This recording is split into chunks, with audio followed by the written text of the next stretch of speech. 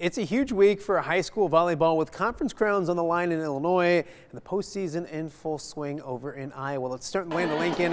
At Tabor Gym, Rock Falls hosting unbeaten Genoa Kingston in a huge conference showdown. The Cogs crisp in game one. Olivia Keegan to Lily Mueller for the hammer.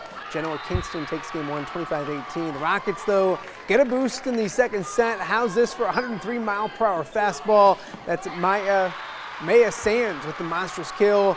Then perfect execution for Rock Falls as Mallory Pinksky gets it to the floor. Rockets win game two, 25-14.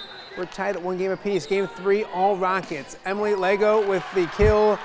It's 8-0 to start. Rock Falls putting on a clinic. Cadence Stonich with the pass over to Pinksky for the kill. Rock Falls closing in, and the Rockets, so smart, heady play here by Nicolette Udell. Home team wins the deciding set, 25-15. The Rockets clinch at least a share of the conference. They can do that, I should say, on Thursday in Oregon. Oh, this is exactly what we needed. We've been a little lull in the middle of our season, and recently we've been picking back up our play, and we absolutely 100% needed this match just to carry us into next week. So I'm super excited. All amazing. We've been talking about this game for like the whole season, and we started off really a little slow, but we really wanted this game, and it felt amazing just for senior night, and it was really special. It's very emotional. You just like happy to get a win, but you're sad that you're never going to play on this court again. The Rockets now 32-1. The postseason starting next week. Congrats to the Sherrard Tigers. They are your Three Rivers champions. They beat Monmouth Roseville on the road 2-1. Postseason opener in Iowa. Davenport Central hosting Davenport West in a battle at Davenport. Game one, Blue Devils with the lead, adding to it. Noel Smith with the ace with a little help from the net. Central up by 6. Central's offense making it look easy. Delaney Graves with the kill. Central jumps out to a 12-4 advantage. The Blue Devils have solid hitters all over the court. That includes from the back row where Morgan Barker slams home the kill. Central builds on that lead, and they'd find the sweet spot once again. This time it's Graves hammering down another kill. She had 6 kills in the first set alone. Blue Devils roll over West 3-0. They'll now take on Pleasant Valley on Thursday. Other postseason scores in Iowa. Clinton advances with a sweep of Maquoketa. The River Queens will take on top seed, top-ranked Western Dubuque coming up on Thursday as well. The Illinois football team is back to work after a bye week last weekend. The Illini off to a disappointing 2-5 start in year number 1 under Brett Bielema. The Fighting Illini offense has been MIA of late. Illinois was shut out on homecoming against Wisconsin, averaging just 13 points per game in their last 5.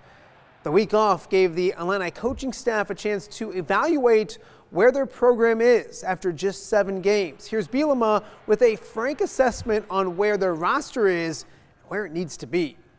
I just know this, as a head coach, you're only as good as your roster, right? I kind of learned that the first time I went to the Kentucky Derby, right? Nobody was betting on the jockeys. Everybody was betting on the horses, right? So to win the Derby, you got to have the right horse, and I think our players are going to be a reflection of what our program stands for. I stood at the front of the room last year when I took over and said everybody is invited back because of COVID. They gave me the opportunity to do that. But as this roster continues to transition, I've got to make tough decisions. Players have to make decisions. The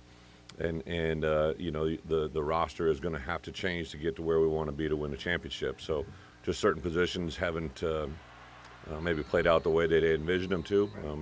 In particular, the offensive line, I don't believe we have a player in the 2 deep that they've recruited here over the last 3 years that is really significantly doing anything for us in the playing department, and that's a major concern, right? So that's something that we have to do.